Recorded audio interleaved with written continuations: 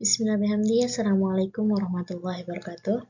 Alhamdulillahirrahmanirrahim. Wassalatu wassalamu ala asyrafil anbiya'i wal mursalin Sayyidina Muhammadin wa ala alihi wa sahbihi ajma'in.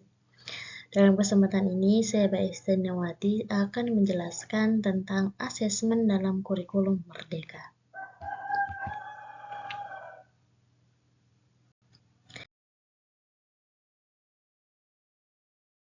Dalam kurikulum Merdeka, penilaian menggunakan istilah asesmen yang diartikan sebagai proses pengumpulan dan pengolahan informasi untuk mengetahui kebutuhan belajar, perkembangan dan pencapaian hasil belajar peserta didik. Kurikulum Merdeka menekankan pentingnya keterpaduan pembelajaran dengan asesmen, terutama asesmen formatif, sebagai siklus belajar.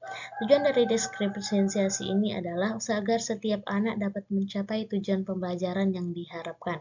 Dengan demikian, pembelajaran yang berorientasi pada kompetensi membutuhkan asesmen yang bervariasi dan berkala. Sesuai dengan fungsinya, asesmen terbagi kepada 3 jenis, yaitu asesmen sebagai proses pembelajaran, asesmen untuk proses pembelajaran, dan asesmen pada akhir proses pembelajaran. Pelaksanaan asesmen cenderung berfokus pada asesmen sumatif, yang dijadikan acuan untuk mengisi laporan hasil belajar. Fungsi penilaian lebih dititikberatkan pada akhir pembelajaran atau sumatif, sehingga fungsinya lebih kepada menilai tentang pembelajaran. Sedangkan pada paradigma baru sebagaimana dalam kurikulum Merdeka, penilaian atau disebut dengan istilah asesmen lebih dititikberatkan pada penilaian formatif yang berfungsi sebagai proses pembelajaran dan untuk proses pembelajaran. Perbedaan asesmen as learning dengan asesmen for learning terletak pada pelibatan peserta didiknya.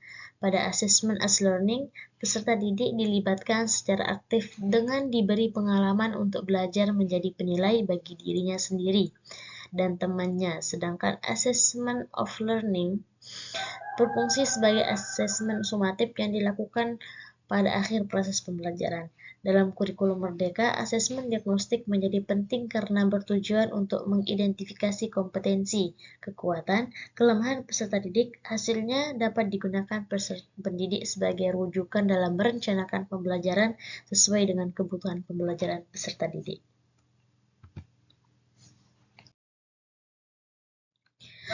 Untuk memastikan proses asesmen berjalan dengan baik sehingga dapat berfungsi untuk perbaikan proses pembelajaran, ada beberapa prinsip asesmen yang harus diperhatikan. Yang pertama merupakan bagian terpadu dari proses pembelajaran, fasilitas pembelajaran, dan penyediaan informasi yang holistik sebagai umpan balik untuk pendidik, peserta didik, dan orang tua wali agar dapat memandu mereka dalam menentukan strategi pembelajaran selanjutnya. Yang kedua yaitu asesmen dirancang dan dilakukan sesuai dengan fungsi asesmen tersebut dengan keleluasaan untuk menentukan teknik dan waktu pelaksanaan asesmen agar efektif mencapai tujuan pembelajaran.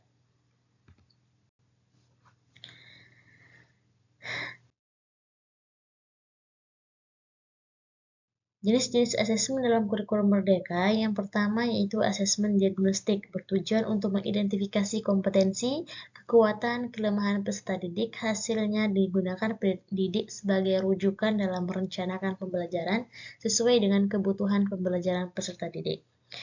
Yang kedua yaitu asesmen formatif, yang dimana bertujuan untuk memantau dan memperbaiki proses pembelajaran serta mengevaluasi pencapaian tujuan pembelajaran.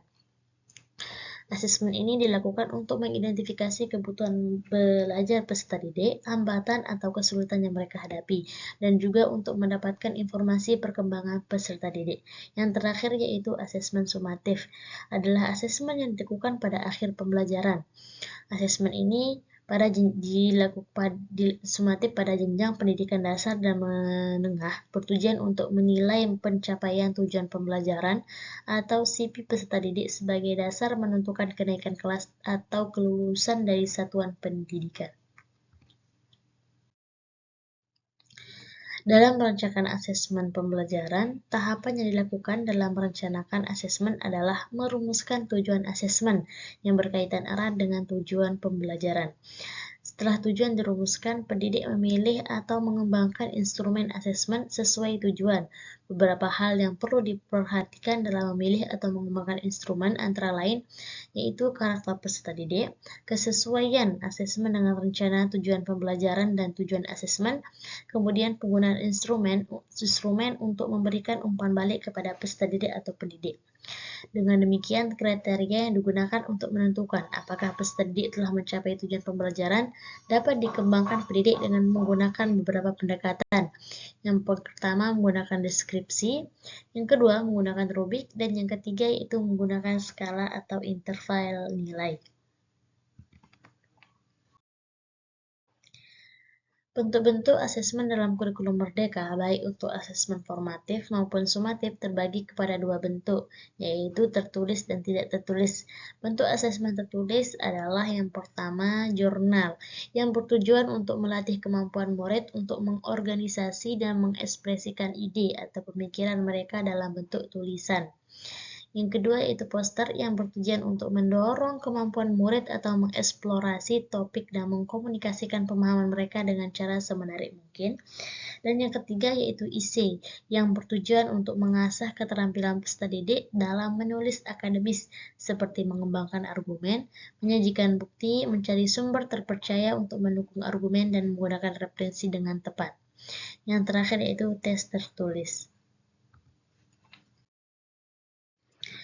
Adapun bentuk asesmen tidak tertulis diantaranya yaitu diskusi kelas yang bertujuan untuk mengembangkan kemampuan peserta didik untuk komunikasi di depan publik dan mengemukakan pendapat, serta melatih peserta didik untuk belajar berdemokrasi, mendengarkan dan menerima pendapat orang lain yang mungkin berbeda dengannya, juga merespon pendapat tersebut dengan cara yang sopan dan simpatik. Yang kedua yaitu drama, yang bertujuan untuk mengembangkan kemampuan seni peran dan berkomunikasi murid, mendorong murid untuk melihat sebuah masalah dari perspektif yang berbeda, sehingga dapat menumbuhkan jiwa empati dan berpikiran kritis murid. Yang selanjutnya yaitu produk, dalam bentuk membuat model miniatur 3 dimensi atau drama, produk digital atau seni, dan lain-lain. Pembuatan produk ini bertujuan untuk mengembangkan kreativitas dan menanamkan pengertian mengenai sebuah peristiwa. Yang selanjutnya itu presentasi yang bertujuan untuk mengembangkan kemampuan berkomunikasi dan mendorong peserta didik untuk memahami topik presentasi dengan mendalam. Yang terakhir yaitu tes lisan, dalam bentuk kuis tanya jawab secara lisan dengan tujuan untuk menginformasi pemahaman murid dan menerapkan umpan balik. Adapun penyusunan instrumen penelitian yang tes tertulis dapat dirumuskan dalam bentuk tes objektif maupun tes subjektif. Sedangkan penilaian sikap adalah perasaan suka atau tidak suka yang terkait dengan kecenderungan seseorang dalam merespon sesuatu objek. Yang ketiga yaitu penilaian keterampilan. Ada beberapa teknik penilaian keterampilan yaitu praktik, produk, dan lain sebagainya.